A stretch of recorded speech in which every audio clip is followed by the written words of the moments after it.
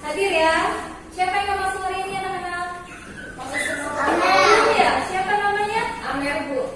Itu. Siapa namanya, Dek? Amer. Amer. Amer.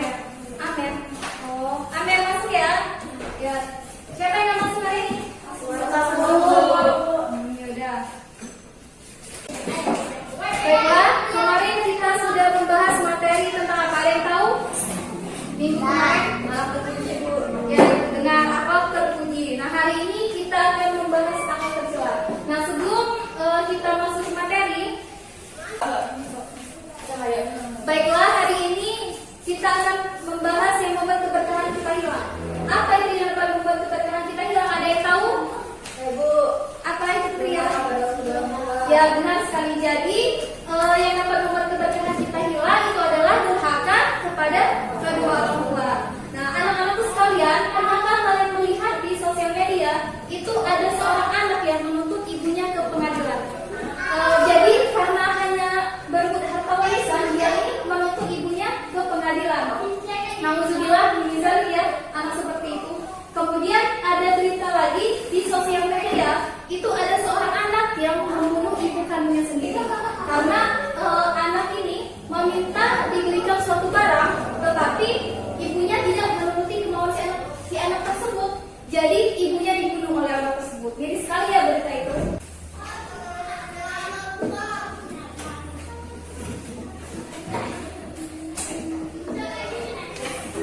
Baiklah anak-anak, sekarang ibu akan bagikan buku catatnya ya.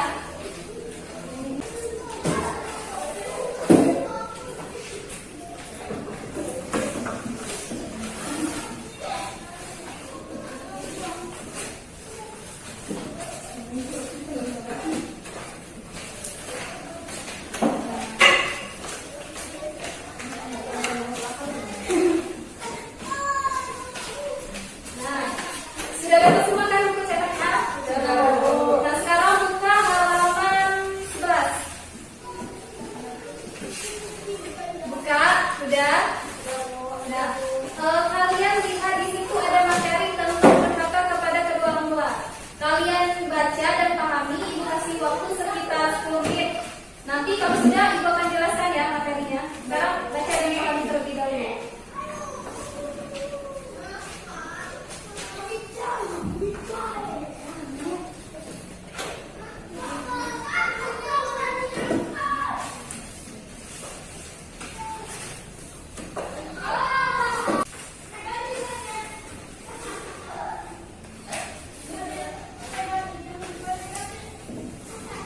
Baiklah, sekarang kalian mungkin sudah sedikit paham ya tentang materi durhaka kepada kedua orang tua.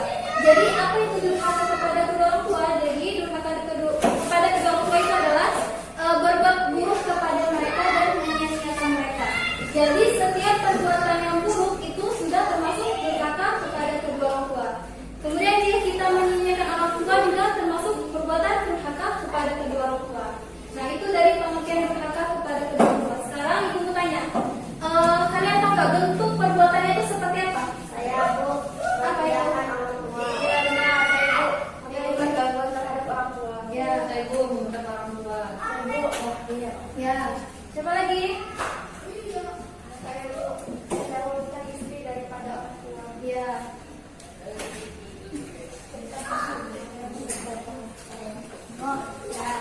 Ya, jadi itu ya bentuk perbuatan ya, benar semua yang kalian tahu tadi. Jadi yang pertama itu menimbulkan gangguan terhadap orang tua, baik berupa perkataan ataupun perbuatan yang membuat orang tua kita sedih dan sakit hati. Kemudian yang kedua, apa yang kedua tadi? Yaitu adalah berkata A dan tidak memenuhi panggilan orang tua. Kemudian membentak orang tua itu nggak boleh ya nak. Kemudian yang keempat itu bakhil, tidak mengurusi orang tua, lebih mementingkan urusan yang lain daripada orang tua.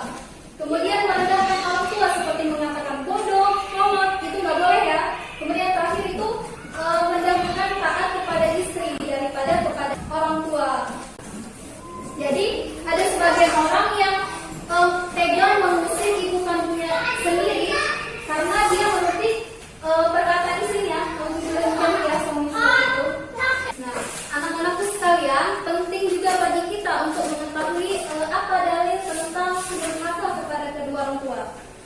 tahu dalilnya surat apa? Dua.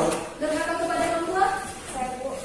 Ya, Dari ini. surat Luqman ayat 13 sampai 14. Ya. Sekarang ini tolong bacakan ya beserta artinya.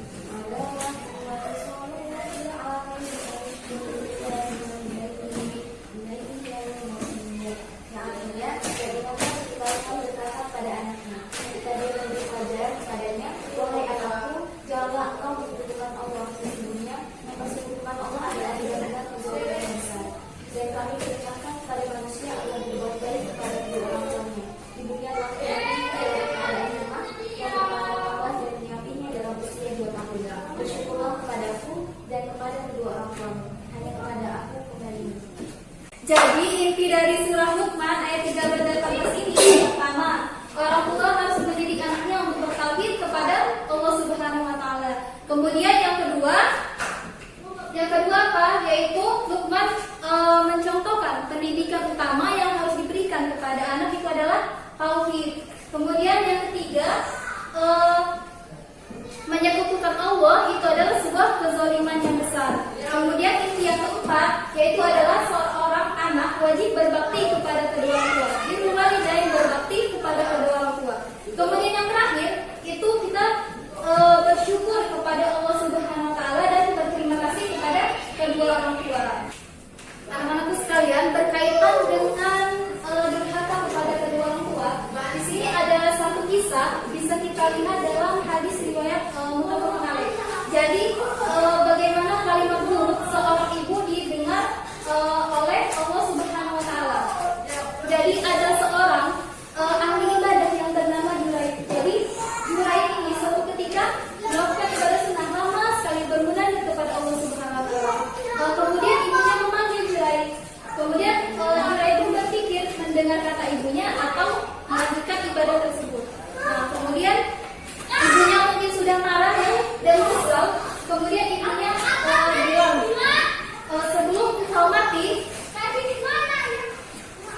sebelum engkau mati, wajahmu akan dipertontonkan di hadapan para penzina. Nah, kemudian apa yang terjadi pada Juraid? Kemudian ada seorang wanita penzina menggendong bayinya dan berkata ke hadapan raja. Seorang wanita itu bilang kepada raja, "Raja, Juraid telah melakukan ini kepada saya." Dan kemudian raja pun memerintahkan pengawal-pengawalnya untuk menghancurkan tempat ibadah Juraid tersebut dan mengambilnya ke hadapan raja. Kemudian waktu Juraid itu ketemu dengan wanita penzina tersebut, Juraid tersenyum. Lalu raja bertanya kepada Juraid, "Kenapa engkau tersenyum?"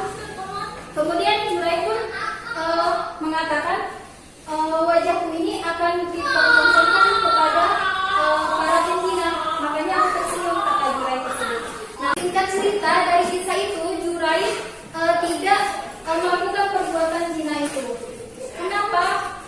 Karena bayi yang digendong oleh wanita penzina tadi itu bisa berbicara. Jadi di sini bayi yang bisa berbicara itu bukan bayi pada zaman Nabi Isa alaihissalam aja ya, tetapi pada zaman Juraid itu ada nabi yang bisa berbicara. Jadi bayi itu mengatakan Juraid tidak pernah melakukan sesuatu yang buruk sama sekali kepada ibunya. Jadi Juraid pun akhirnya selamat. Baiklah, anak-anak sekalian, sekarang tadi tidak ibu bagikan ya buku cetaknya.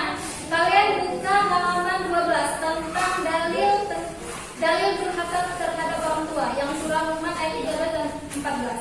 Kalian hafalkan, ibu kasih waktu sekitar 20 sampai 30 menit ya untuk menghafalkan. Nanti kalau misalnya sudah maju ke depan ya.